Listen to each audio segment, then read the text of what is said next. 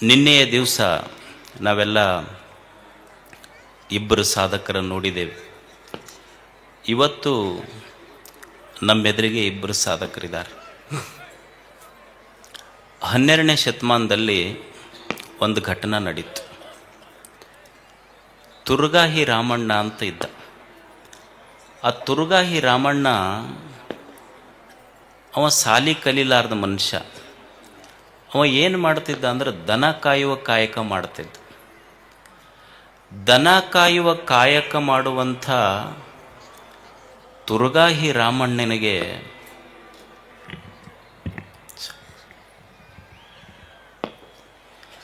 ದನ ಕಾಯುವ ಹುಡುಗನಿಗೆ ಹೋಗಿ ಬಸವಣ್ಣ ಕೈ ಮುಗಿದು ಶರಣು ಶರಣಾರ್ಥಿ ಅಂತ ಹೇಳಿ, ನೀ ದೊಡ್ಡ ಶರಣಪ್ಪ, ನೀ ದೇವ್ರದಿ ಅಂತಂದ. ತುರುಗಾಹಿ ರಾಮಣ್ಣಂದ, ನಾ ಹೆಂಗೆ ದೇವ್ರಾಗ್ತೀವ್ರಿ, ನಾವೆಲ್ಲ ದನ ಕಾಯೋರು ಅಂದ. ಅವಾಗ ಬಸವಣ್ಣವ್ರಂದ್ರೆ, ಇಲ್ಲ ಇಲ್ಲ ನೀನು ದೇವ್ರ. ಅವ ತುರುಗಾಹಿ ರಾಮಣ್ಣಂತಾನ, ನಾವು ದನ ಕಾಯೋರ್ರಿ, ದನ ಕಾಯೋರು ಹೆಂಗೆ ದೇವ್ರಾಗ್ತೀವಿ. ಬಸವಣ್ಣಂದ, ದೇವ್ರದಾನಲ್ಲ ಅವ ಜನ ಕಾಯ್ತಾನ, ನೀ ದನ ಕಾಯ್ತಿ, ವ್ಯತ್ಯಾಸ ಇಷ್ಟೇ, ಕಾಯೋರು ದೇವರಾಗ್ತಾರೆ, ಜನ ದನ ಪ್ರಶ್ನೆ ಇಲ್ಲ. ಅದಕ್ಕೆ ಕಾಯುವವರು ದೇವರಾಗ್ತಾರೆ. ಇಂಥದ್ದೇ ಒಂದು ಘಟನೆ ದೇವದುರ್ಗ ತಾಲೂಕಿನಲ್ಲಿ ನಡೀತು. ಒಂದು ಕೋತಿಗುಡ್ಡ ಅಂತ ಸಣ್ಣ ಹಳ್ಳಿಯಲ್ಲಿ ರಮೇಶ್ ಬಲ್ಲಿದನ್ನುವಂಥ ಒಂದು ಹುಡುಗ ದನ ಕುರಿ ಕಾಯ್ಕೊಂತಿದ್ದ. 12ರಿಂದ 15 ವರ್ಷದೊಳಗೆ. ಅವನು ಸಾಲಿಗೆ ಹೋಗಿಲ್ಲ, ಅಕ್ಷರ ಕಲ್ತಿಲ್ಲ. ಅಂಥ ಹುಡುಗನ್ನ ಬೆಂಗಳೂರಿನ ಒಂದು ಸಂಸ್ಥೆ ಹೆಡ್ ಹೆಲ್ಡ್ ಹೈ ಅವನು ಬೆಂಗಳೂರಿಗೆ ಕರ್ಕೊಂಡು ಹೋಗ್ತು. ಕರ್ಕೊಂಡೋಗಿ ಏನು ಮಾಡಿದ್ರು ಅಂದ್ರೆ ಇಂಗ್ಲೀಷ್ ಕಲಿಯಕ್ಕೆ ಹಚ್ಚಿದ್ರು. ನಾವೆಲ್ಲ ಇಂಗ್ಲೀಷ್ ಪೀರಿಯಡ್ ಇದ್ದರೂ ಹೊರಗೆ ಓಡಿ ಬರೋ ಮಂದಿ. ನಮಗೆ ದೊಡ್ಡ ಸಮಸ್ಯೆ ಅಂದ್ರೆ ಇಂಗ್ಲೀಷ್ ಅಂತ. ಸಾಲಿ ಕಲೀಲಾರ್ದ ದನ ಕಾಯ ಹುಡುಗನಿಗೆ ಹೋಗಿ communication skills, spoken English, basic computer ಕಲಿಸಿದ್ರು. ಸುಮಾರು 6 ತಿಂಗಳಿಂದ 1 ವರ್ಷದೊಳಗೆ ಒಟ್ಟ ಸಾಲಿ ಕಟ್ಟೆ ಹತ್ತಲಾರ್ದ ಹುಡುಗ ಇಷ್ಟು ಚಲೋ ಇಂಗ್ಲೀಷ್ನಾಗ ತಯಾರಾದ್ನಲ್ಲ. ಅವ ಈಗ ಹೆಂಗಾಗ್ಯಾನಂದ್ರೆ, ಈ BEd CET ಟೆಟ್ ಅಂತ ಇರ್ತೈತಿ, ಟೀಚರ್ ಆಗೋರಿಗೆ, KS ಆಗೋರಿಗೆ, IAS ಆಗೋರಿಗೆ, JEE ಹೋಗೋರಿಗೆ ಇಂಗ್ಲೀಷ್ ಹೇಳ್ಕೊಡ್ತಾನ. ಅವನೇ ರಮೇಶ್ ಬಲ್ಲಿದ್. ನಮ್ಮೆದುರಿಗಿದ್ದಾರವ್ರು. ಸಾಲಿ ಕಲೀಲಾರ್ದ ಮನುಷ್ಯ, ಸಾಲಿ ಕಟ್ಟಿ ಹತ್ತಲಾರ್ದ ಮನುಷ್ಯ ಇಷ್ಟು ಚಲೋ ಇಂಗ್ಲೀಷ್ ಕಲ್ತು ಇವತ್ತೆಲ್ಲರಿಗೆ ಇಂಗ್ಲೀಷ್ ಕಲಿಸ್ತಾ ಇದ್ದಾನೆ. ಸುಮಾರು 4ರಿಂದ 5 ಲಕ್ಷ ಮಕ್ಕಳ ಜೊತೆ ಸಂವಾದ ಮಾಡಿದ್ದಾನೆ. ಕರ್ನಾಟಕದಲ್ಲಿ ಹಳ್ಳಿಗಳಲ್ಲಿ ಮಕ್ಕಳಿಗೆ ಈ ಇಂಗ್ಲೀಷಿನ ಭಯ ಹೋಗಬೇಕು ಅಂತ ಸುಮಾರು 700 ಕಾರ್ಯಕ್ರಮಗಳನ್ನು ಮಾಡಿದ್ದಾನೆ. ಅಂಥ ವ್ಯಕ್ತಿ ಅಂದ್ರೆ ಶಾಲೆಯ ಕಟ್ಟೆ ಹತ್ತದೆ. ಇವತ್ತಿಗೂ ನಾ ಕೇಳಿದೆ, ನಿಂದು ಯಾವುದರ ಸರ್ಟಿಫಿಕೇಟ್ ಏನಾರ ಸಿಗ್ತಾವನೋ ಅಂತ. ಅದು ಸರ್ಟಿಫಿಕೇಟಿಗೆ ನಮಗೆ ಒಟ್ಟ ಬೆಟ್ಟಿನೇ ಇಲ್ಲರಿ ಅಜ್ಜರ, ನಮಗೂ ಅದಕ್ಕೂ ಅಂದವ. ಸರ್ಟಿಫಿಕೇಟ್ ಇಲ್ಲ, ಆದ್ರೆ ಬಹಳಷ್ಟು ಜನರಿಂದ ಸರ್ಟಿಫೈಡ್ ಆಗೈತೆ ಅವನಿಗೆ, ಇವ ಚಲೋ ಇಂಗ್ಲೀಷ್ ಮಾತಾಡ್ತಾನಂತೆ. ಅಂಥ ಒಬ್ಬ ಸಾಧಕ ನಮ್ಮೆದುರಿಗಿದ್ದಾನೆ. ನಮಗೆಲ್ಲ ಉತ್ತರ ಕರ್ನಾಟಕದ ಮಂದಿಗೆ ನಮ್ಮನ್ನು ಹಿಡ್ಕೊಂಡು ಹೇಳೋದು, ನಾವೆಲ್ಲ ಇಂಗ್ಲೀಷ್ ಪೀರಿಯಡ್ ಇದ್ದರೂ ಹೊರಗೆ ಬರ್ತಿದ್ವಿ ನಾವು. ನನಗೆ ಖಡಿ ಸರ್ ಅಂತಿದ್ರು ಇಲ್ಲಿ, SB ಖಡಿ ಅವ್ರಂತಂದು. ನಾವು ಒಟ್ಟ ಇಂಗ್ಲೀಷ್ ಪೀರಿಯಡ್ ಇತ್ತು ಅಂದ್ರೆ ಹೊರಗೆ ಓಡಿ ಬರ್ತಿದ್ದೆ. ಒಂದು ದಿವ್ಸ ನಾನು ಹಿಡಿದು, ಸ್ವಾಮಿ ನೀ ಕುಂದ್ರಬೇಕು, ನೀನು ಇಂಗ್ಲೀಷ್ ಪೀರಿಯಡ್ನಾಗ ಅಂತ ಕುಂದ್ರಿಸಿದ್ರು ನನಗೆ.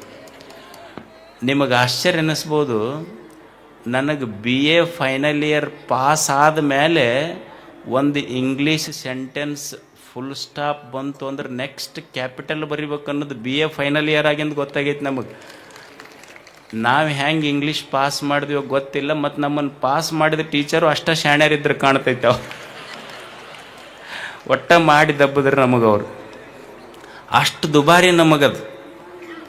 ನಮ್ಮ ಮಗಳ ಸರ್ ಅಂತಿದ್ರಿಲ್ಲಿ ಟಿ ವಿ ಮಗಳಾದ ಗುರುಗಳು ಅವ್ರೊಂದು ತಮಾಷೆ ಹೇಳ್ತಿದ್ರು ನಮಗೆಲ್ಲ ಟ್ಯೂಷನ್ಗೆ ಹೋದಾಗ. ಒಂದು ಹುಡುಗಿತ್ತಂತ, ಅವನಿಗೆ ಭಾಳ ಕಷ್ಟಪಟ್ಟು ಸರ್ ಕಲಿಸ್ತಿದ್ರಂತ. ಅವನಿಗೆ ಎಲೆಕ್ಟ್ರಿಸಿಟಿ ಅನ್ನಂತ ಕಲಿಸ್ತಿದ್ರು, ಅವನಿಗೆ ಅನ್ಲಿಕ್ಕೆ ಬರ್ತಿದ್ದಿಲ್ಲ. ಅವ ಬರೀ ಎಲೆಕ್ಟ್ರಿಕಿಟಿ ಅಂತಿದ್ದವ. ಅವ ಮಾಸ್ತರ್ಗೆ ಒಂದು ದಿವ್ಸ ಬಜಾರ್ದಾಗ ಅವ್ರ ಅಪ್ಪ ಭೇಟಿಯಾದ.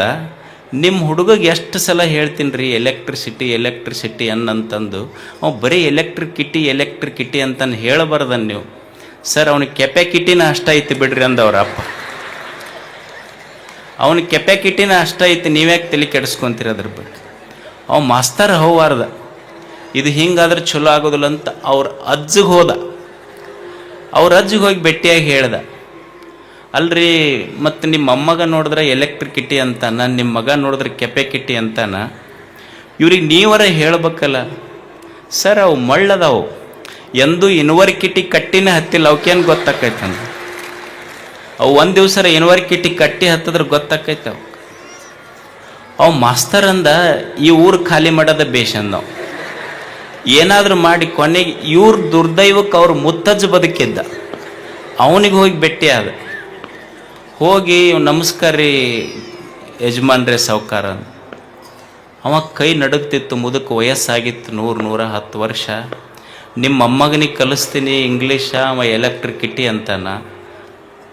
ಮರಿಮಮ್ಮಗ ನಿಮ್ಮಮ್ಮಗ ಕೆಪಾಕಿಟಿ ಅಂತಾನ, ನಿಮ್ಮ ಮಗ ನೋಡಿದ್ರೆ ಯೂನಿವರ್ಸಿಟಿ ಅಂತಾನ, ಇದನ್ನೇನು ಮಾಡಬೇಕು?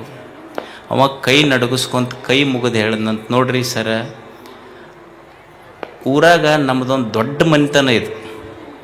ಅವ ಎಲೆಕ್ಟ್ರಿಕಿಟಿಯರ ಅನ್ಲಿ, ಅವ ಕೆಪಾಕಿಟಿಯರ ಅನ್ಲಿ, ಅವ ಯೂನಿವರ್ಸಿಟಿಯರ ಅನ್ಲಿ, ದಯವಿಟ್ಟು ಇದು ಪಬ್ಲಿಕಿಟಿ ಮಾತ್ರ ಮಾಡಕ್ಕೆ ಹೋಗ್ಬೇಡ್ರಿ. ಈ ವಿಷಯ ಊರಾಗ ಒಟ್ಟು ಪಬ್ಲಿಕಿಟಿ ಮಾಡಬೇಡ್ರಿ. ಅವ ಮಸ್ತರ್ ಅಂದ, ಇವ್ರ ಕಿಟಿಕಿಟಿನೇ ಬೇಡ ಅಂದವ. ಅಂದ್ರೆ ನಮಗೆ ಉತ್ತರ ಕರ್ನಾಟಕದೊಳಗೆ ಎಷ್ಟು ಇಂಗ್ಲೀಷ್ ದುಬಾರಿ ಐತಿ. ಇಂಥದ್ರೊಳಗೆ ಒಟ್ಟ ಸಾಲಿ ಕಲಿತವ್ರದ ಸಮಸ್ಯೆ ನಮಗಿದು. ಸಾಲಿ ಕಲೀಲಾರ್ದ ಹುಡುಗ ಇಂಗ್ಲೀಷ್ ಕಲಿತು, ಕಂಪ್ಯೂಟರ್ ಕಲಿತು, ಇವತ್ತು KS ಮತ್ತು IAS ಓದುವ ಹುಡುಗರಿಗೆ tuition class, spoken English, grammar ಹೇಳ್ತಾ ಇದ್ದಾನಲ್ಲ, ಇದು ಒಂದು ಸಾಧನೆ. ರಮೇಶ್ ಬಲ್ಲಿದವರು. ನಮ್ಮಲ್ಲಿ ಒಂದು ಗಾದೆ ಮಾತಿದೆ, ನಾವೇನು ಹೇಳ್ತೀವಿ ಅಂದ್ರೆ ಡೂ ಆರ್ ಡೈ. ಹೌದಲ್ಲ? ಡೂ ಆರ್ ಡೈಯಲ್, ಮಾಡು ಇಲ್ಲವೇ ಮಡಿ ಅಂತ ನಾವು ಹೇಳ್ತೀವಿ. ಹಂಗಲ್ಲ, ಡೂ ಆರ್ ಡೈ ಅಲ್ಲ, ಡೂ ಬಿಫೋರ್ ಡೈ. ಇದು ಕಲಿಬೇಕಾಗಿದ್ದು ನಾವು. Do something before you die. ಅಂಥ ಒಂದು ಸಾಧನೆಯನ್ನು ಮಾಡಿರುವಂಥ ರಮೇಶ್ ಬಲ್ಲಿದವರಿಗೆ ಹಡಗಲಿಯ ಪೂಜ್ಯರು ಗೌರವಿಸ್ಬೇಕು. ಹೃದಯ ಕಲಕುವಂಥ ಒಂದು ಘಟನೆ. ಹೋದ ವರ್ಷ ಜನವರಿ ತಿಂಗಳಲ್ಲಿ ಬಾನಾಪುರ ಹತ್ತಿರ ಒಂದು ಆಕ್ಸಿಡೆಂಟ್ ಆಯಿತು. ಆ ಆಕ್ಸಿಡೆಂಟ್ನಲ್ಲಿ ಒಬ್ಬ ಯುವಕ, ಅವನ ದವಾಖಾನೆಗೆ ಕರ್ಕೊಂಡು ಹೋದರು. He was in coma. ಕೆಲವು ದಿವಸಗಳಾದ ಮೇಲೆ ಸುಚಿರಾಯು ಆಸ್ಪತ್ರೆಯಲ್ಲಿ ವೈದ್ಯರು ಹೇಳಿದರು ಬ್ರೈನ್ ಡೆಡ್ ಆಗಿದೆ ಅಂತ. ಹರಿಯದ ಮಗ ಗ್ರಾಮ ಪಂಚಾಯಿತಿ ಪ್ರೆಸೆಂಟ್ ಮೆಂಬರ್ ಇದ್ದ. ಆಕ್ಸಿಡೆಂಟ್ ಆಯ್ತು ಅಂದ್ರೆ ನಿಮ್ಮ ಮಗ ಬದುಕೋದಿಲ್ಲ ಅಂತ.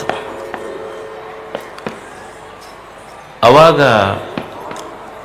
ತಾಯಿ, ಅವ್ರ ಮನೆಯ ಮಕ್ಕಳು ಎಲ್ಲರೂ ಕೂಡಿ ಒಂದು ನಿರ್ಣಯ ಮಾಡಿದ್ರು. ಅವರು, ನಮ್ಮ ಮಗ ಅಂತೂ ಸಾಯ್ತಾನೆ, ಬದುಕೋದಿಲ್ಲ, ಮುಂದೇನು ಮಾಡಬೇಕು?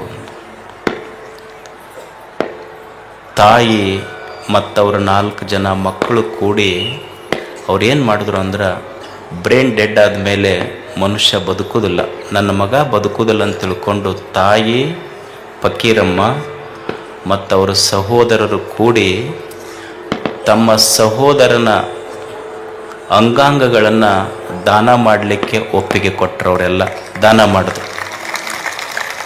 ಇದು ಎಲ್ಲಿಂದ ಅಂತ ಕೇಳಿದ್ರೆ ಅವ್ರು ಹೇಳಿದ್ದೊಂದು ಮಾತು, ನಾವು ಹಿಂದಿನ ವರ್ಷ ಗವಿಸಿದ್ದೇಶ್ವರ ಜಾತ್ರೆಯಲ್ಲಿ ಅಂಗಾಂಗ ದಾನ ಜಾಗೃತಿ ಮಾಡಿದ್ವಿ. ಆ ಅಂಗಾಂಗ ದಾನ ಜಾಗೃತಿಯ ಪ್ರತಿಫಲವಾಗಿ ಅದರಿಂದ ಸ್ಫೂರ್ತಿ ಪಡೆದು ಈ ನಿರ್ಧಾರವನ್ನು ನಾವು ತೆಗೆದುಕೊಂಡ್ವಿ ಅಂತ. ಅವ್ರ ಹೆಸರು ಕಿನ್ನಾಳದ ಮಲ್ಲಪ್ಪ ಹುದ್ದಾರ್ ಅವರು ತೀರ್ಕೊಂಡ್ರು.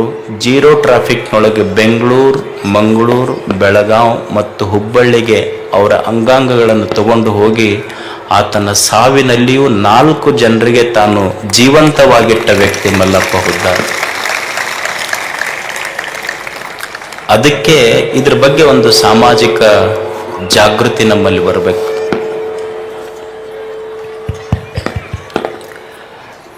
ಇದ್ರ ಬಗ್ಗೆ ಒಂದು ಸಾಮಾಜಿಕ ಜಾಗೃತಿ ಇದು ಬರಬೇಕು ನಮ್ಮಲ್ಲಿ. ಏನು ಅಂದ್ರೆ ನೇತ್ರದಾನ ಇರಬಹುದು, ರಕ್ತದಾನ ಇರಬಹುದು, ಅಂಗಾಂಗ ದಾನಗಳಿರ್ಬೋದು. ಈ ದಾನದ ಬಗ್ಗೆ ಕಲ್ಪನೆ ಇರಬೇಕು ನಮಗೆ. ನಿಮಗೆಲ್ಲ ಗೊತ್ತದವಿಲ್ಲ, ಶ್ರಮದಾನ ಗೊತ್ತೈತಿ, ಅನ್ನದಾನ ಗೊತ್ತೈತಿ, ವಿದ್ಯಾದಾನ ಗೊತ್ತೈತಿ. ನಮ್ಮ ಹಿರಿಯರಿಗೆ ಕೇಳಿರಿಲ್ಲ, ಇದನ್ನೆಲ್ಲ ಎದಕ್ಕೆ ಮಾಡಬೇಕು ಅಂದ್ರೆ ಪುಣ್ಯ ಬರ್ತೈತಿ ಮಾಡ್ರಿ ಅಂತಿದ್ರು. ಅನ್ನದಾನ ಗೊತ್ತೈತಿ, ವಿದ್ಯಾದಾನ ಗೊತ್ತೈತಿ, ಶ್ರಮದಾನ ಗೊತ್ತೈತಿ. ಇವು ಮಾಡಿದ ಮೇಲೆ ಪುಣ್ಯ ಬರ್ತೈತಿ ನಿಮ್ಗೆ. ನಿಮಗೆ ಎಲ್ಲರಿಗೆ ಇನ್ನೊಂದು ದಾನ ಪಕ್ಕ ಗೊತ್ತೈತಿ, ಮತದಾನ ಗೊತ್ತೈತಿ ಇಲ್ಲ. ಆದ್ರೆ ಇದರ ದಾನದ ವಿಶೇಷ ಏನಂದ್ರೆ, ನೀವು ಅನ್ನದಾನ, ವಿದ್ಯಾದಾನ, ನೇತ್ರದಾನ, ದೇಹದಾನ, ಅಂಗಾಂಗ ದಾನ ಮಾಡದ ಮೇಲೆ ಪುಣ್ಯ ಫಲ ಸಿಗ್ತೈತಿ. ಆದ್ರೆ ಮತದಾನದ ಹಂಗಲ್ಲ, ಫಲ ಕೊಟ್ಟ ಮೇಲೆ ನೀವು ಅದನ್ನು ದಾನ ಮಾಡ್ತೀರಿ. ಇದು ಅದ್ರ ವ್ಯತ್ಯಾಸ ಅಷ್ಟ. ದಾನಿಯಾಗಬೇಕು ಅಂತ ಅದಕ್ಕೆ ಅವರ ಸಹೋದರರು ಮತ್ತು ಆ ತಾಯಿ ತನ್ನ ಮಗನ ಸಾವು ಎದುರಿಗಿದ್ರು ಸಹಿತ, ಅವ ಸಾಯ್ತನನ್ನುವ ಸತ್ಯ ಗೊತ್ತಿದ್ರು ಸಹಿತ, ನನ್ನ ಮಗ ಸತ್ರು ಅವ ಸಾಯ್ತನನ್ನುವ ಸತ್ಯ ಗೊತ್ತಿದೆ, ಆದರೆ ನನ್ನ ಮಗ ಸತ್ರು 4 ಜನ ಮಕ್ಕಳು ಬದುಕಬೇಕನ್ನುವ ನಿರ್ಧಾರ ಅವರ ಕುಟುಂಬ ತಗೊಂತಲ್ಲ, ಅದು ಬಹಳ ದೊಡ್ಡ ನಿರ್ಧಾರ. ಅವರಿಗೆ ಗೌರವಿಸಬೇಕು ಮತ್ತು ಇಂಥ ಕಾರ್ಯಗಳು ನಮ್ಮ ಸಮಾಜದಲ್ಲಿ ಸ್ಫೂರ್ತಿಯಾಗಬೇಕು. ಅಂಥ ತಾಯಿಗೆ ಹಡಗಲಿ ಪೂಜ್ಯರು ಗೌರವಿಸ್ಬೇಕಂತ ಅವರಲ್ಲಿ ಕೇಳ್ಕೊಳ್ತಾರೆ. ಆ ತಾಯಿಗೆ ಮತ್ತು ಆ ಕುಟುಂಬಕ್ಕೆ ತಮ್ಮದೊಂದು ಹೃದಯ ತುಪ್ಪಿ ಒಂದು ಚಪ್ಪಾಳೆ ತಟ್ಟಿ.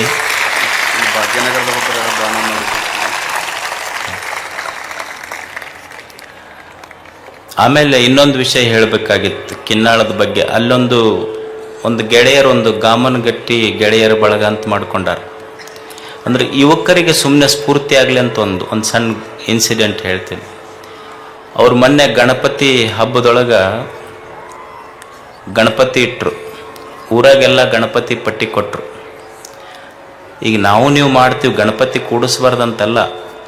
ಅವ ಗಣಪತಿ ಅಂತ ನನಗೆ ಜಲ್ದಿ ಹೋಗ್ಬೇಕಪ್ಪ, ಇವ್ರನ್ನ ಕುಣ್ಯಾದು ನೋಡಿದ್ರೆ ಒಲ್ಲೆ ಅಂತ ನಾವು ಅಷ್ಟು ಕುಣ್ಯಾದಕ್ಕೆ ಬೇಡ ಅನ್ನೋದಿಲ್ಲ. ಆದ್ರೆ ನಾವು ಗಣಪತಿ ಇಟ್ಟು ಏನೇನು ಮಾಡಬಾರ್ದು. ಲಕ್ಷ್ಮಿ ಇಟ್ಟಿವಿ, ಆಕೆ ಮುಂದೆ ಇಸ್ಪಟ್ಟಾಡ್ತೀವಿ. ಗಣಪತಿ ಇಟ್ಟಿವಿ, ಅವನ ಮುಂದೆ ಕುಣಿತೀವಿ. ಆದರೆ ನಿಮಗೆ ಒಂದು ಬಹಳ ಸ್ಫೂರ್ತಿದಾಯಕ ವಿಷಯ, ಕಿನ್ನಾಳದ ಗಾಮನಗಟ್ಟಿ ಆ ಗೆಳೆಯರ ಬಳಗ ಗಣಪತಿ ಇಟ್ಟರು, ವಿಸರ್ಜನೆನೂ ಮಾಡಿದ್ರು. ಬಂದ ಪಟ್ಟಿಯೊಳಗೆ ಅವರು ಕುಣಿಲಿಲ್ಲ. ಉಳಿದ ಪಟ್ಟಿಯೊಳಗೆ ಊರಿಗೆ ರಸ್ತೆ ಇಲ್ಲ ಅಂತ ತಿಳ್ಕೊಂಡು ಊರಿಗೆ ರಸ್ತೆ ಮಾಡಿಸಿದ್ರ ಎಲ್ಲ ಯುವಕರು. ಅದರಲ್ಲಿ ಇವರು ಒಬ್ಬರು ಸದಸ್ಯರಿದ್ದರು, ಅವ್ರ ತಾಯಿಯವರು. ತಮಗೆಲ್ಲ ಧನ್ಯವಾದ.